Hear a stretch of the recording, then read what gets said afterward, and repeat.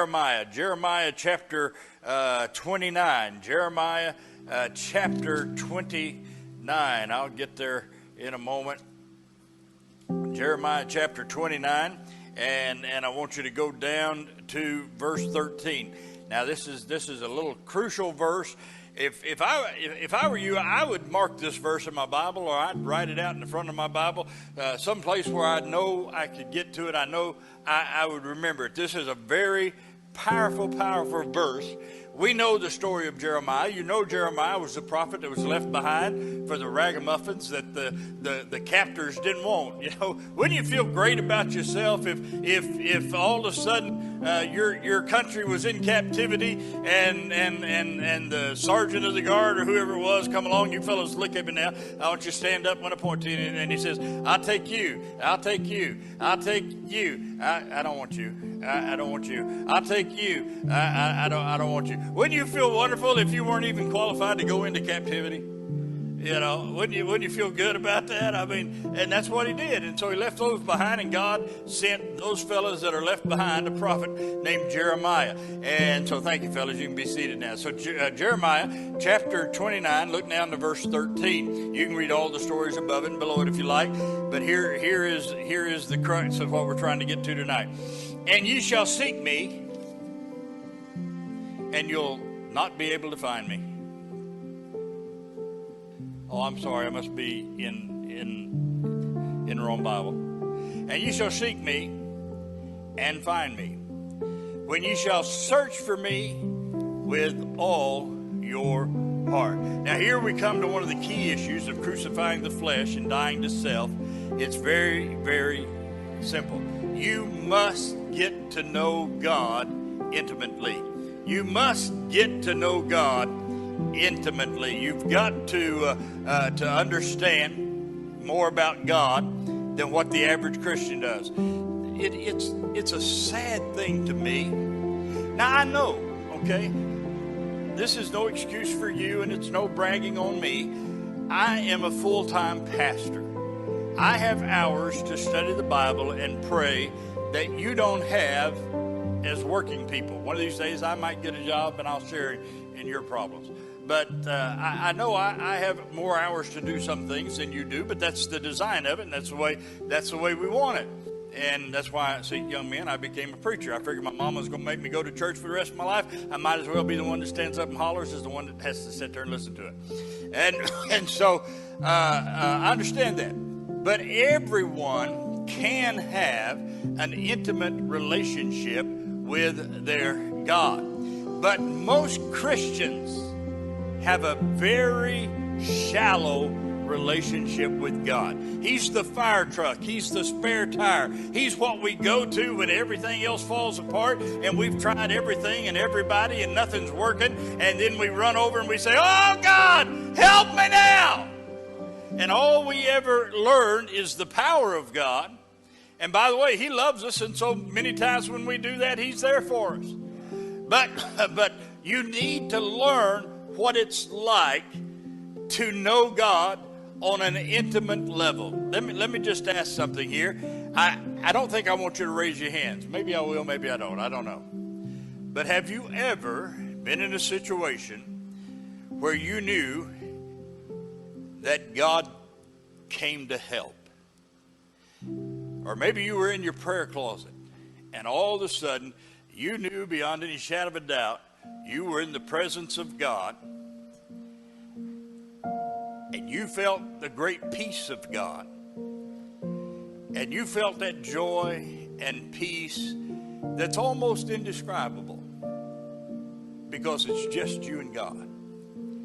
And there's a peace that comes in at those moments that is unreal. Now, I'm not going to ask you to raise your hand, but just think about it. Have you ever been there? If you've been there, I want to challenge you to get there more often. If you've never been in that situation tonight, I want you to realize you're missing out on a great blessing from God. We had the Perseids meteor shower this past week. You know, I sort of like to look at all that stuff, and so I went out late in the evening, and I didn't feel like walking down into the field or going down to the barn or anything, so I just got on the back deck and got on a swing back there, rolled my head back there, and just looked up in the skies and began praying about a few things. And in a little while, I knew, and I knew I was communing with God. I know me and God were having a conversation. I wasn't asking him to pay my bills. I wasn't asking him to heal somebody. I wasn't asking him to work a situation out. I wasn't asking him to fix anything. I was just talking to God. You know why some of you husbands and wives don't have a good relationship? Because the only thing you ever talk about is what you need. Honey, I need, go get it for me, would you? Honey, you got this bill to pay. You ought to sit down sometimes and just have a conversation. You ought to learn how to live on an intimate feeling. I know when Pam and I are alone, and I'm not talking about anything sexual tonight. I'm just saying there are times when we're together and you're connected. And you know you're connected. And it's a joyous experience because all is well.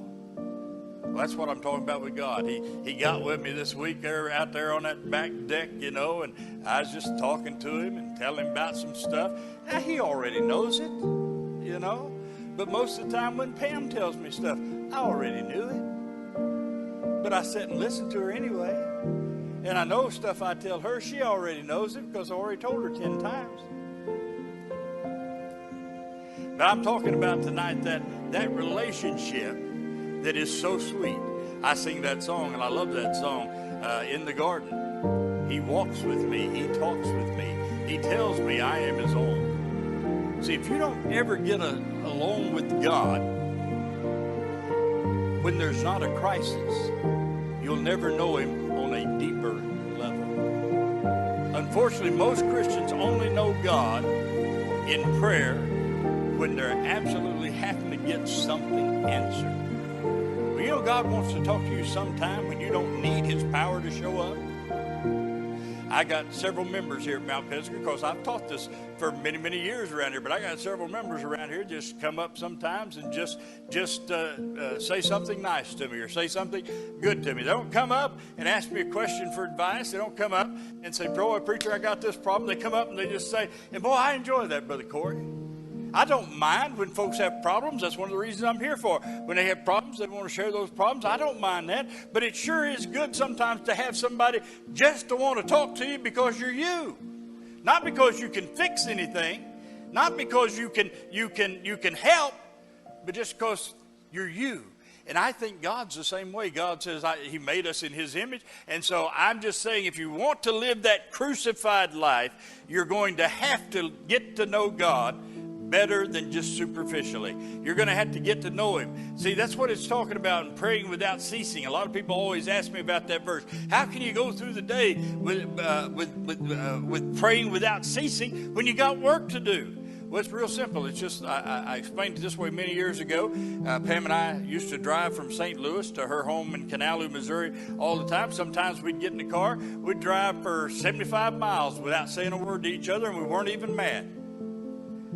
And so we knew at any point during that drive, we could speak to the other, and they would hear us, and they would answer us.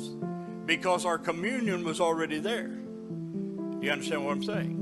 And that's what God is saying. You've got to stay in an attitude of prayer to where you can get a hold of God any moment. You ought to know him well enough that if you need him, you just start talking to him. I get a little concerned about praying folks. You got to be careful. The Bible warns you about vain reputations. You'll get little phrases and you'll lock onto those little phrases and you'll repeat them over and over and over and over.